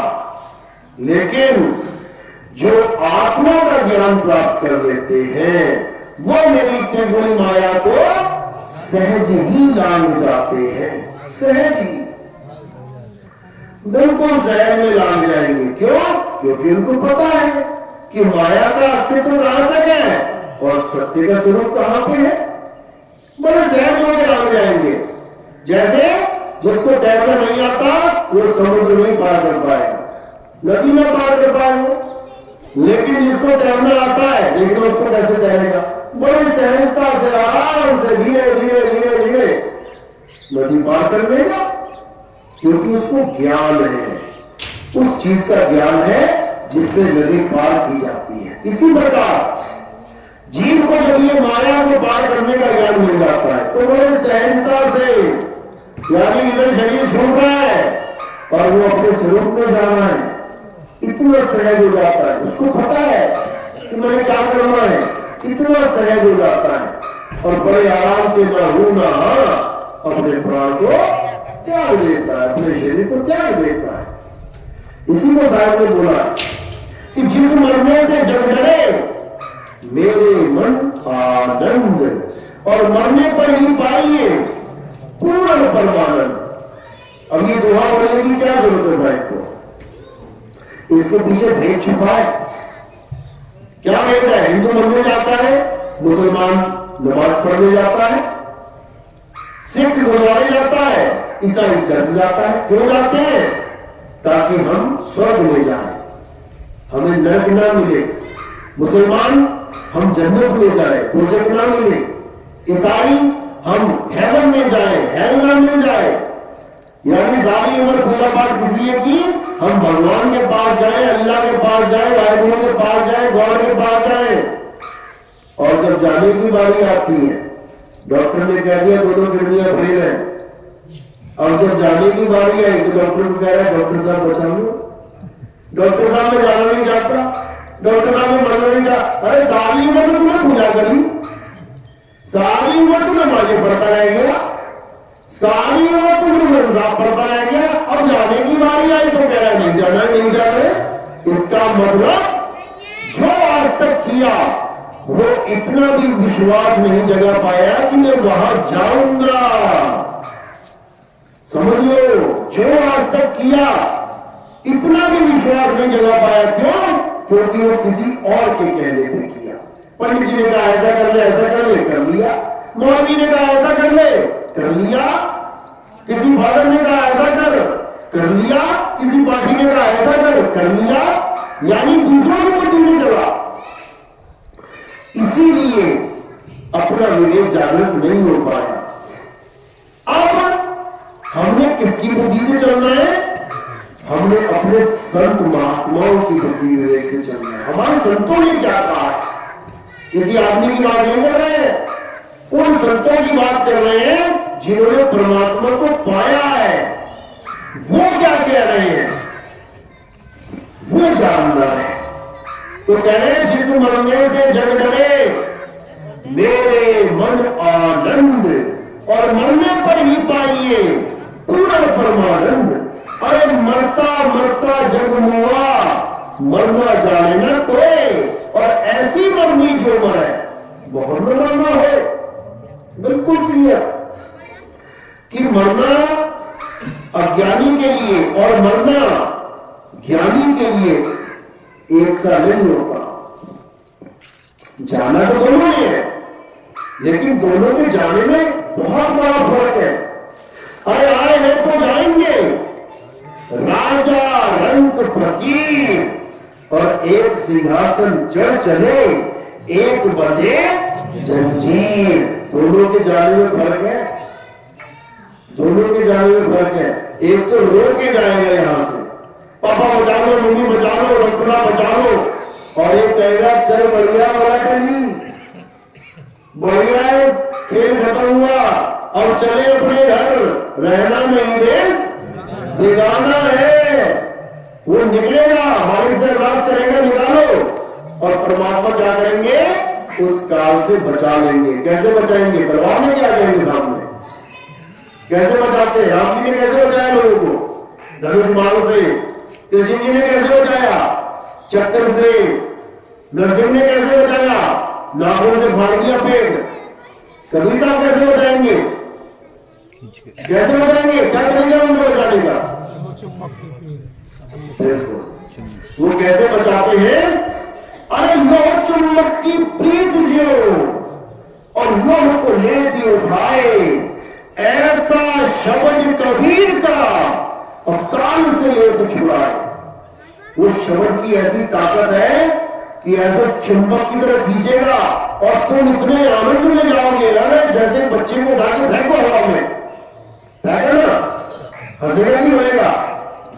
अगर उसको पूरा विश्वास है अपने पिता पे, जिसने उसको उछाल दिया 5 फुट ऊपर, तो वो क्या करेगा? खूब हंसेगा, हंसता हंसता नीचे आएगा। और जिसको विश्वास नहीं है वो हाथ पकड़ लेगा, पापा नहीं, पापा नहीं, पापा नहीं। तो यहां पर भी यही बात हो रहा है, जिसको विश्वास है वो तो और उड़ने की कोशिश करेगा, अरे खींच ले भाई, मैं तैयार हूं चलने के लिए। और जिसको विश्वास नहीं है वो नीचे जाने की कोशिश करेगा, वो काया को पकड़ने की कोशिश करेगा, और जो काया को पकड़ने की कोशिश करेगा वो फिर काया नहीं रहेगा। फार्मूला यही है। वो कह रहे हैं साहब, वो तो कहा ढूंढे बंदे, मैं तो तेरे पास में, काशी में नहीं बैठे हो कि सारा कबीर पंथ जा रहा है काशी में माथा टेक रहे। बताओ, पत्थर को, जिस पत्थर को साहब मना कर रहे हैं कि मत पूजो, तो कबीर साहब जो पत्थर की पूजा मना करते रहे, इन लोगों ने कबीर साहब की मूर्ति बनानी पत्थर की। वाह रे वाह। जो कहते हैं पैग मत लगाओ, पैग मत लगाओ, उसी के नाम पे कहते हैं, और उसके नाम पे 2 पैग लगा देते हैं। वाह रे वाह। ये हाल है कबीरपंथियों का। लेकिन जो विवेकी हंस है वो एक पल में समझ जाता है कि यहां पर दाल में कुछ काला नहीं, पूरी दाल ही काली है। वो निकल जाता है वहां से। तो जाहिर करने जा रहे हैं कि मौका कहां ढूंढे बंदे, मैं तो तेरे पास में, ना मंदिर में, ना मस्जिद में, ना काबे कैलाश में। क्यों बोला ये? इसलिए बोला कि तुम्हारा विवेक जगे, तुम्हारे पीछे 5 कुत्ते लग जाए, तुम्हारे सामने 50 फुट की मूर्ति है, हाथ में तलवार पकड़ रखी है उस मूर्ति ने, और वो तलवार भी कम से कम 10-12 फुट की होगी, और सामने ही एक 5 फुट का आदमी है और 5 फुट का लकड़ी लेके खड़ा है। 5 कुत्ते तुम्हारे पीछे पड़े, तुम किसकी तरफ भागोगे बचने के लिए? कौन भागेगा मूर्ति की तरफ हाथ खड़ा करेगा कि मूर्ति मुझे बचा लेगी? जो भागेगा वो मूर्ख होगा। उस इंसान की तरफ भागोगे जिसके हाथ में सोटा है, लट्ठा है, डंडा है, उसके पास भागोगे, ये बचा लेगा। वो 50 फुट की होके नहीं बचा पाएगी, ये 5 फुट का होके बचा लेगा। कारण क्या है? आत्मा ही कारण है। उस आदमी में आत्मा है और आदमी मरा पड़ा है, फिर किसकी तरफ भागोगे? किसकी तरफ भागोगे? अरे लट्ठी की तरफ भागो, तेरे अंदर भी तो आत्मा है। उठा लठ, बजा दे एक बार अच्छे से, 5 में से एक भी ना आएगा पास तुम्हारे। ये आत्मा की ताकत है। वो मरा हुआ आदमी लकड़ी उठा पाएगा, क्यों? आत्मा नहीं है वहां पे भाई, तेरे अंदर तू उठा ले। तो ये आत्मा का खेल है, यहां पे पत्थरों का खेल नहीं है। तो साहिब कह रहे ना मंदिर में, ना मस्जिद में, और ना काबे कैलाश में, ना मैं जप में, ना मैं तप में, और ना एकांत निवास में। क्या करवा रहे हैं सारे गुरु हमें? 99% गुरु पूरे संसार में, 99 तो मैंने कम बोला है, 99.999 जितना लंबा खींच दो, ये सब तुम्हें जप तप व्रत पूजा पाठ ही करवा रहे हैं। जो मना कर रहे हैं कभी साहब वही करवाने में लगे हुए हैं। इसलिए साहिब ने बोला कि ये सब छोड़ और पूरा विश्वास रख उस चुंबक के ऊपर, वही है जो तेरा पीड़ा पार करेगी। तो कह रहे हैं ना मैं जपने, ना मैं तपने, ना एकांत निवास में, और खोजी होए तुरंत मिल जाऊं। वो चुंबक कहीं दूर नहीं है, वो बिल्कुल तेरे पास में है। वो चुंबक बिल्कुल पास में है। जैसे एक दाना पिस रहा है चक्की में, अब बचने के लिए क्या है? कील। कितनी दूर है? बिल्कुल पास में है, चक्की नहीं है, जबकि डाला उसको कीली के पास जाता है, लेकिन कील को छोड़ के जो दाना दूर होता जाता है वो पिसता जाता है। तो हम क्या करना है, जो हम दूर हो गए हैं कील रूपी सत्य से, हमें वापस उसी कील के साथ चिपक जाना जाके। सारे समझा रहे लोग, और ये धरती हानि भई बोल दिया ना, इसी को समझना है, इसी हानि से निकल जाना है। कैसे निकलेंगे, जब कील को पकड़ लेंगे। तो साहिब कह रहे हैं कि इन दो बातों को चलती चक्की देख के दिया कबीरा रोए। कौन कौन सी, एक तो ये नीचे मिट्टी की एक चल रही है, और ऊपर आसमान की, धरती और आसमान, उसके बीच में सारा जहां। कह रहे चलती चक्की देख के और दिया कबीरा रोए, इन दो पाटों के बीच में साबुत बचना हुए। एक पाट धरती चले और एक चले आसमान, और इन दोनों के बीच में अरे फिसले सकल जहान। तो कह रहे पार्टी पार्टी सब कहे और किल्ली कहे ना कोई, और जो किल्ली से लाग रहा तो बाद में आता हो। अब वो किल्ली ढूंढिए कहां है, वो किल्ली हमारे बिल्कुल पास में है। और जैसे वो किल्ली का पता लग गया, अब क्या करना है, कह रहे खोजी हो तुरंत मिल जाऊं एक पल की तलाश में। और कहे कभी सुनोगे साधो मैं तो हूं विश्वास में। अब केवल आखिरी सिग्नेचर जो है विश्वास का है और कुछ नहीं है, बस लास्ट साइन जो होना है वो विश्वास है। यानी तुमने सारा चेक सब कुछ भर दिया, बस तुम साइन ना करो उस पर। तुम चाहे 1 करोड़ लिख लो, चाहे 10 करोड़ लिख लो, चल जाएगा क्या, नहीं चलेगा। अब आखिरी काम क्या है, बस साइन करना है। साइन कर दिया तो सरेंडर कर दिया, अब कुछ नहीं करना उसमें। साइन करने के बाद कुछ नहीं करना है, साइन कर दिया यानी ये जान तेरे नाम कर दी, अब निकाल। कहते हैं पार कर चाहे मार कर, वो अब तू देख।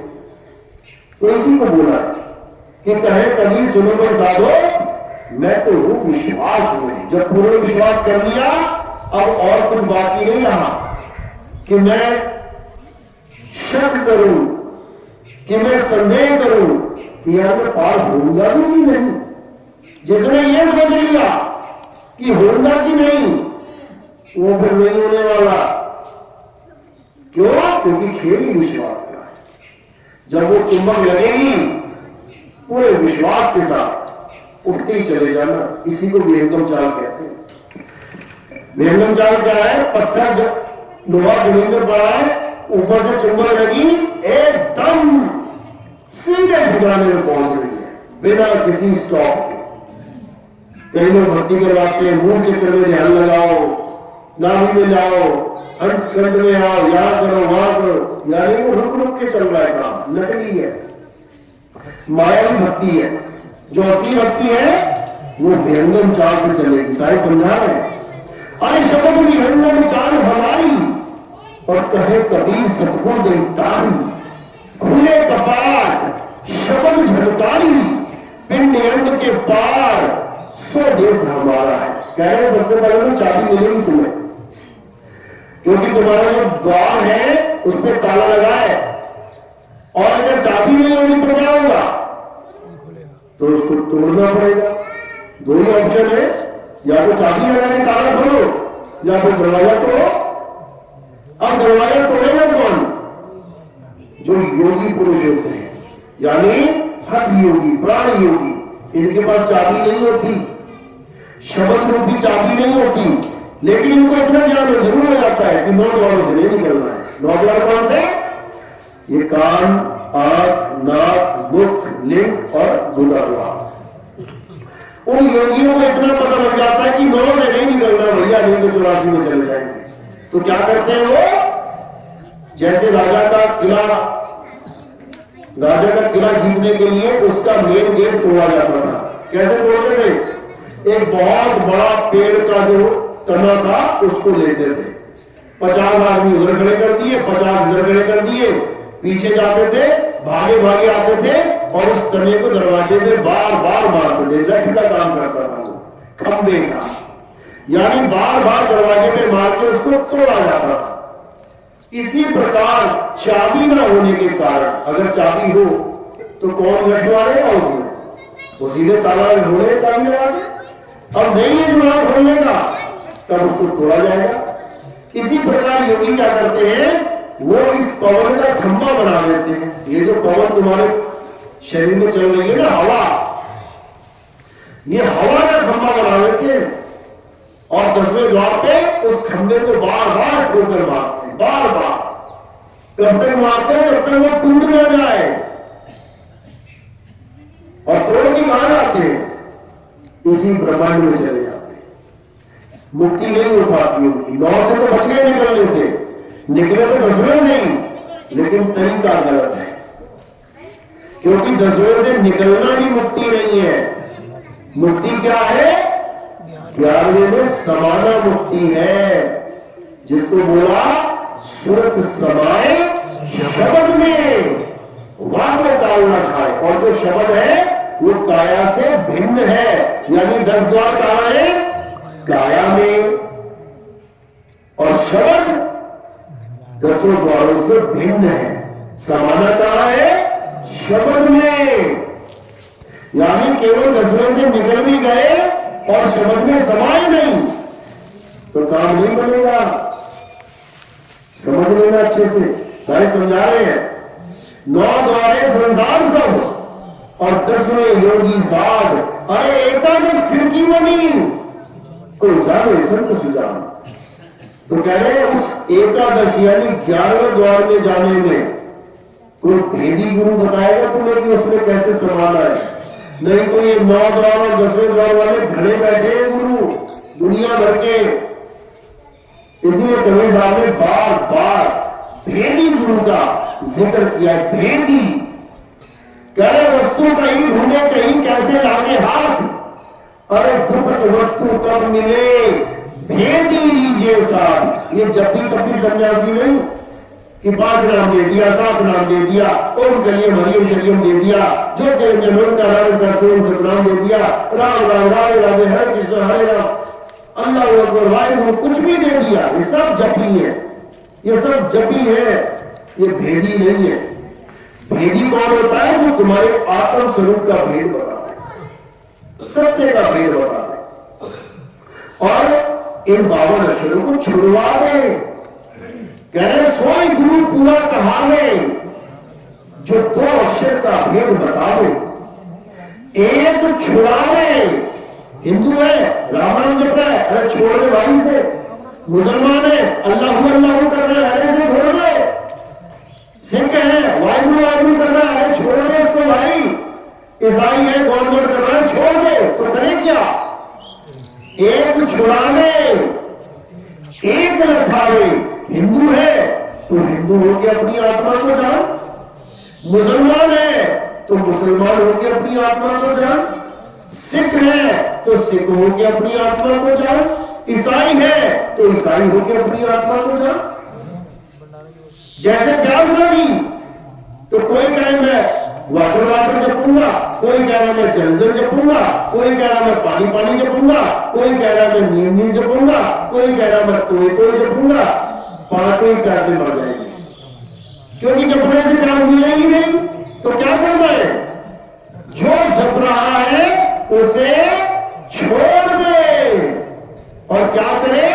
जिसको जप रहा है, जिस वस्तु का पानी नाम है, जिस वस्तु का वाटर नाम है, जिस वस्तु का जल नाम है, उसको ढूंढ। वो है कहां और ढूंढ के प्राप्त कर। जपने की जरूरत ही नहीं है। अगर परमात्मा हमें नहीं मिल रहा है तो इसलिए नहीं मिल रहा है क्योंकि हम जप रहे हैं। परमात्मा का नाम जपना ही सबसे बड़ा रोड़ा है। परमात्मा ना मिलने के लिए नहीं मिल रहा है, इसीलिए क्योंकि जप रहा हूं। करना क्या है? हे अर्जुन, मेरा वास हर जीव के हृदय में है। करना क्या है? हृदय में ढूंढना है। मेरा वास हृदय में है, तुम्हारे बनाए हुए मंदिर मस्जिद में नहीं है। अब हृदय का मतलब ये नहीं कि पंपिंग स्टेशन को तुम दिल को हृदय मान लो, इसमें नहीं बैठा वो। हृदय का मतलब है आत्मा। हृदय का मतलब ये वाला दिल नहीं है, इसमें तो कोई तीर मारे तो बंद हो जाएगा ना। आत्मा में कोई तीर मारे उसको छू भी नहीं सकता। तो इसी हृदय का उदाहरण हनुमान जी ने दिया। जब उनको पूछा विभीषण ने कि राम जी तो जा रहे भैया, अब कैसे उनके दर्शन करेगा? तो हनुमान जी ने कहा वो मेरे हृदय में विराजमान है, मुझे किसी अयोध्या के मंदिर में जाने की जरूरत नहीं है। और उस हृदय को हम लोग ये वाला हृदय मान बैठे कि उन्होंने छाती फाड़ के दिखा दी, उसमें राम जी खड़े थे। वो हृदय नहीं है भाई, ये वो हृदय नहीं है। हृदय का मतलब है हमारी आत्मा, यानी प्रभु राम कहां बसते हैं? हमारी आत्मा में बसते हैं परमात्मा। जिसको बोला तुझमें राम मुझमें राम, अरे सब में राम समाया, सबसे कर लो प्रेम जगत में कोई नहीं पराया। कौन से राम की बात चल रही है? ये आत्म राम है। मतलब मुसलमान कहेगा मैं मेरे में नहीं समाया राम, भैया तेरे वाला तेरे में ही होगा, मेरे में नहीं है। वो कभी राम नाम पे एग्री नहीं करेगा, कभी मानेगा नहीं। लेकिन तुम एक बार कह दो कि तुझमें आत्मा मुझमें आत्मा सब में आत्मा समाया, सबसे कर लो प्रेम जगत में कोई नहीं पराया, इसको मान लेगा। एक बार ही नहीं बोलेगा कि नहीं तेरे अंदर आत्मा होगी मेरे अंदर नहीं, मानना पड़ेगा उसे कि यार मेरे अंदर भी आत्मा है।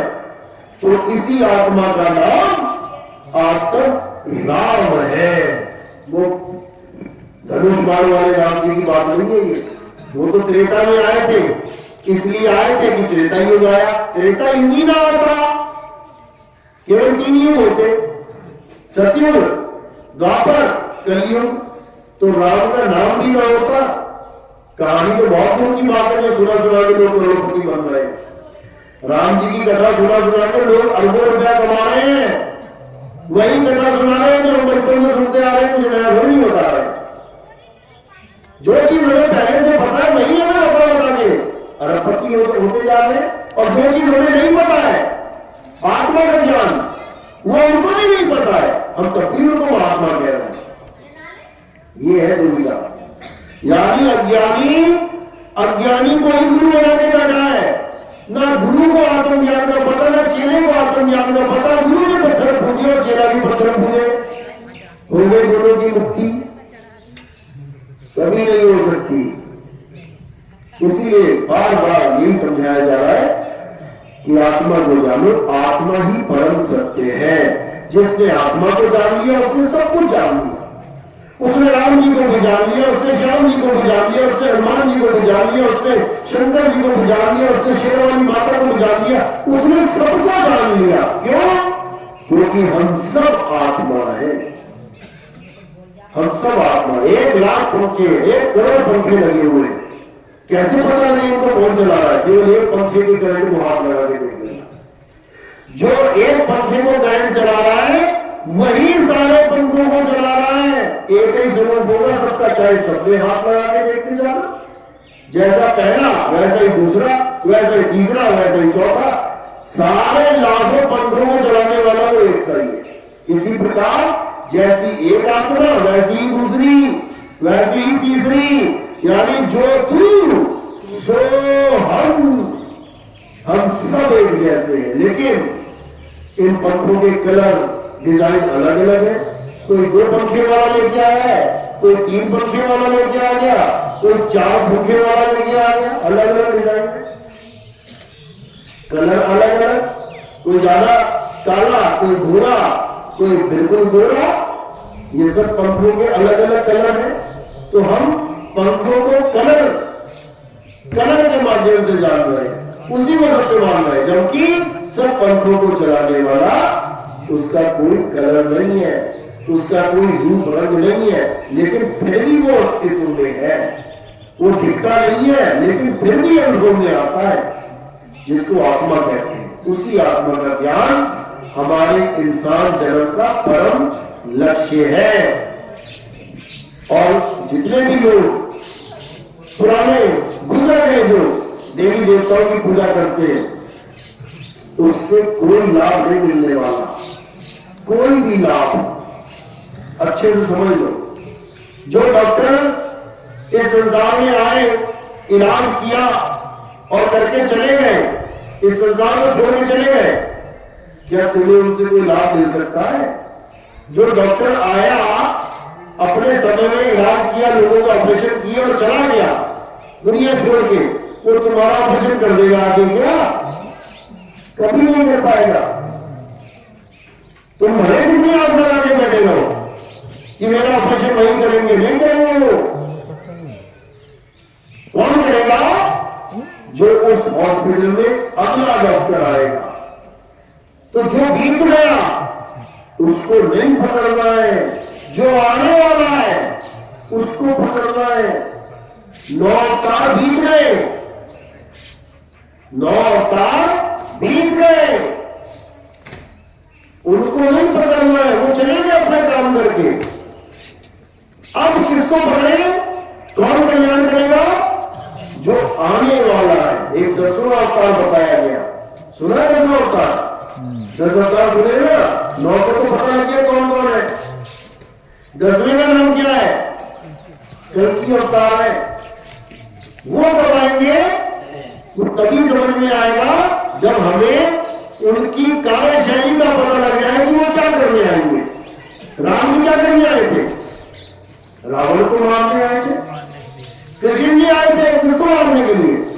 कंस को मारने के लिए आए थे। नरसिंह आए थे किसको मारने के लिए आए थे? हिरण्यकश्यप को मारने के लिए आए थे। सबको मारा, चले गए। अब कल्कि अवतार किसको मारने के लिए आएंगे? जिस दिन तुम्हें यह समझ में आ जाएगा ना, उस दिन तुम्हें हर चीज समझ में आने लग जाएगी। सबसे बड़ा युद्ध जो होने वाला है वो कल्कि भगवान का होगा। ये राम जी वाला युद्ध तो छोटा सा था, बिल्कुल। कृष्ण जी वाला तो छोटा सा था। अगर किताबों में नाम लिखा होगा हमें पता भी नहीं लगता, समझ रहे हो? लेकिन जो कल्कि का युद्ध होगा ये पूरे संसार में होगा, पूरे वर्ल्ड में। और किसके साथ होगा? कली भगवान के साथ। कली भगवान यानी काल भगवान, इनका युद्ध होगा। यानी ज्ञान और अज्ञान का युद्ध होगा। और ये युद्ध पूरे वर्ल्ड में होगा, पूरे संसार में।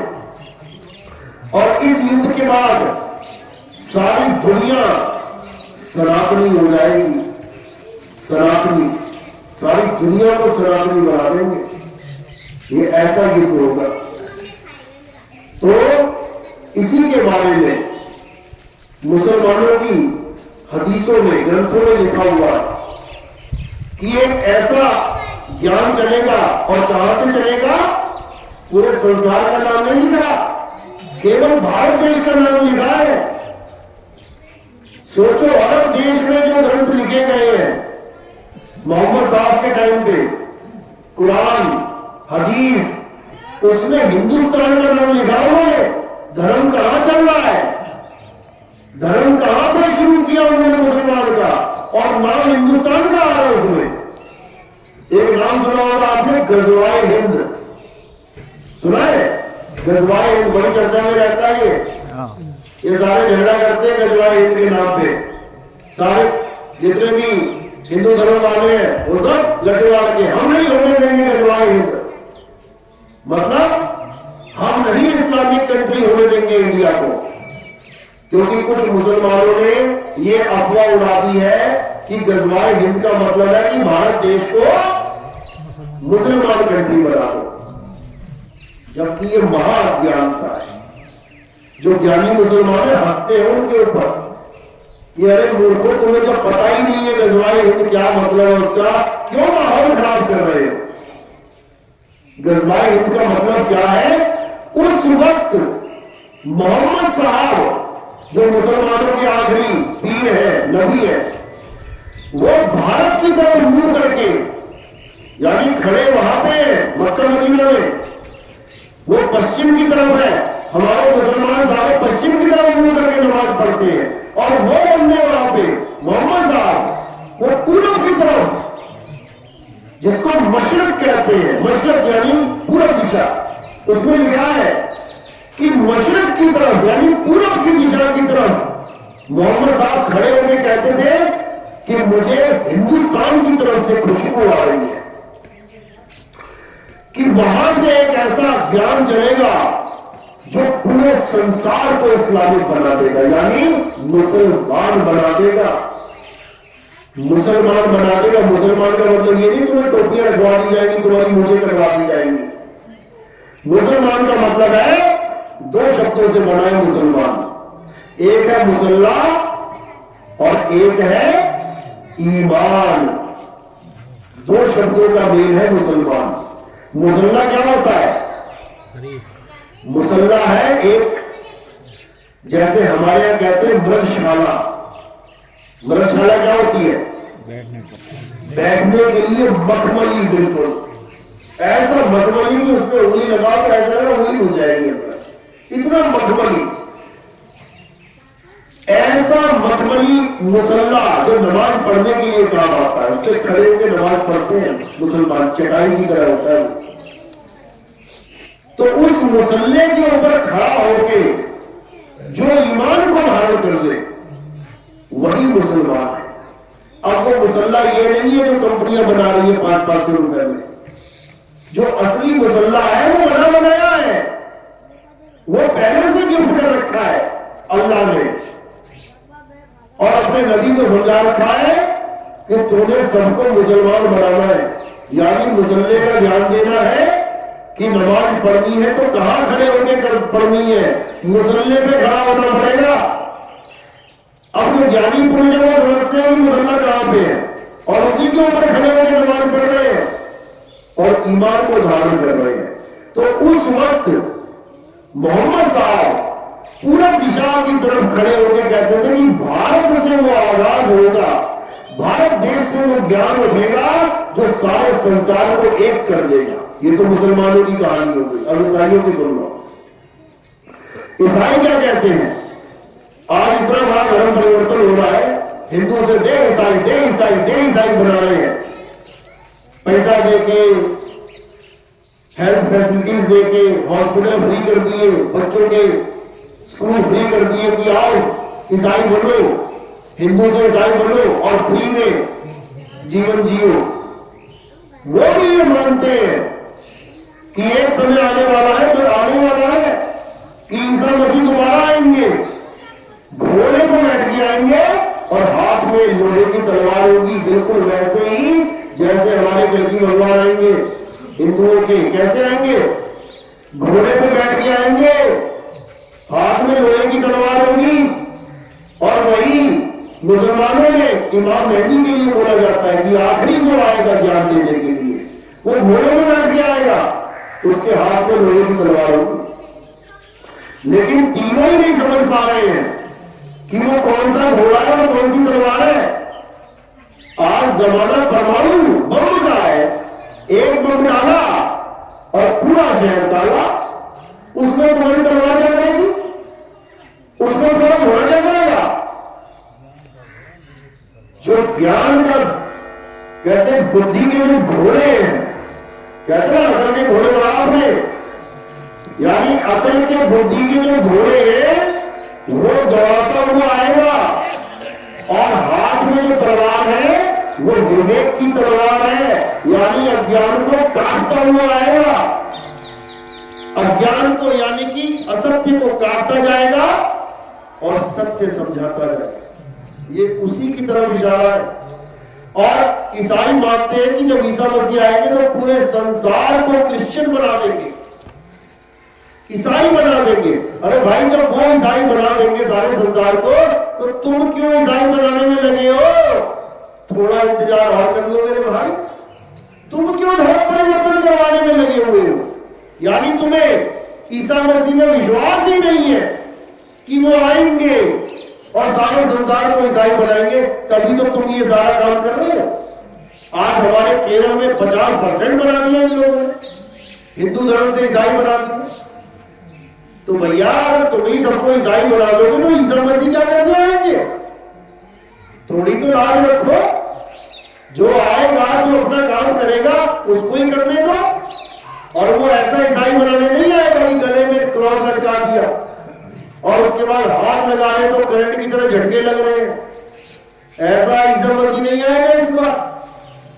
अब ऐसा ईसा मसीह आएगा जो सारे फसाद की जड़ को ही खत्म कर देगा। ये बीमारियां खत्म कर करके लोगों को मरवा रहे हैं, वो काया ही खत्म कर देगा,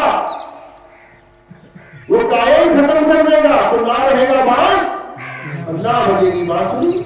इसी को बोला गया, जब आएगा भीषण बीसा और ना रहेगा ईसा, ना रहेगा मूसा, राज करेगा जगदीसा। ईसा और मूसा यहां पर सांकेतिक ज्ञान किसके लिए दिया जा रहा है? इस काया के लिए, कि जब ऐसा दिव्य ज्ञान आएगा, कल की यानी कलंक से रहित, कोई कलंक नहीं होगा उस ज्ञान में। क्यों? क्योंकि आत्मा में कोई कलंक है ही नहीं, वो शुद्ध है, वो परम चैतन्य है। जब वो ज्ञान आएगा तो समझ जाओ कि आ गया कलकी का युग। अब पुराने वालों को छोड़ना है और अब आत्म ज्ञान को प्राप्त करना है। आत्मा ही हो जाना है, कलंक रूपी काया से जुड़ा होके अपने सत्य स्वरूपी आत्म ज्ञान को प्राप्त करना है और सदा सदा के लिए मुक्त हो जाना है। इतना सा काम है केवल। लेकिन केवल विवेकी ही समझ सकते हैं इन बातों को। अविवेकी की बस की बात नहीं। चलो, तो आज का सत्संग ये समाप्त करते हैं। आज पहला सत्संग था इस गांव में। किस किस को मेरी बात समझ में आई? हाथ खड़ा करो जरा, पता लगे। बहुत अच्छी बात है, 99% 100 ही समझ लो, बहुत अच्छी बात है। अब समझ में आ गई बात तो इसको दिल में बैठाना भी है। समझ लो, तुम्हें पता लग गया कि कोई पेट्रोल पंप वाला है जो मिलावटी पेट्रोल बांट रहा है, बेच रहा है। तुम्हें पता लग गया ना, बात समझ में आ गई ना। अब कौन कौन है जो वहां जाके पेट्रोल भरवाए? कौन अपनी बाइक लेके जाएगा वहां पे? कोई नहीं। कौन अपनी कार लेके जाए? और अगर वो जा रहे हैं तो फिर वो कौन है? मूर्ख है। इसी प्रकार अगर ये ज्ञान तुम्हें समझ में आ गया कि आत्मा ही सत्य है और पत्थरों में कुछ नहीं रखा है, पत्थर मूर्ति जीवित नहीं है, और अगर फिर भी तुम पत्थर को भगवान मानते हो तो समझ जाना फिर कि तुम्हें कितना ज्ञान समझ में आ गया। बोलने की जरूरत नहीं है। सही है। तो कहने का मतलब यही है कि अब मालिक की दया से एक मौका मिला है कि अब हम आगे के ज्ञान को समझें, गीता के सार को समझें। गीता का सार क्या है? कि नैनम छिन्दन्ति शस्त्राणि, नैनम दहति पावका, न चैनम क्रोधम तापे, न शोषति मारुता। हे अर्जुन, इस आत्मा को मारने में कोई सक्षम नहीं है। ना इसको अग्नि जला सकती, न वायु सुखा सकती, न जल भिगो सकता है। इसी आत्मा को प्राप्त करना हमारे इंसानी जन्म का परम लक्ष्य है। तो इसी के साथ वाणी में विराम देता हूं और अब आरती का समय है। हमारी आरती किसकी होती है? अच्छे समझ लो, हमारे यहाँ आरती किसी कैलेंडर की, फोटो की, किसी मूर्ति की नहीं होती। क्यों? वो कैलेंडर निर्जीव है, वो मूर्ति निर्जीव है। चाहे 10 बार प्रतिष्ठा कर देना किसी मूर्ति में, वो फिर भी निर्जीव ही है। हमारे आत्मा की आरती होती है, हमारे गुरु की आरती होती है, जीवित गुरु की आरती होती है, जो आत्मा में ज्ञान दे रही है, ज्ञान समझा रही है, उस आत्मा की आरती होती है, शब्द गुरु की आरती होती है। और उसका स्थान कहाँ है? उसका स्थान काया से परे है। इसलिए जो भी आएंगे और आरती के समय फूल चढ़ाएंगे, वो कहाँ रखेंगे? मेरे सिर के ऊपर। पैरों में कोई नहीं चढ़ाएगा, क्योंकि ये आरती शब्द गुरु की आरती होती है और शब्द गुरु हमारे सिर पे विराजमान है, उनके चरणों में आरती है। बोलिए परमपिता परमात्मा की, सतगुरु छोड़ कबीर साहेब की। सभी संतों की जय। सभी भक्तों की जय। गांव नगर बस्ती की जय। आज के आनंद की जय। सकल हर्ष को बंद की साहेब बंदगी सतनाम, साहेब बंदगी।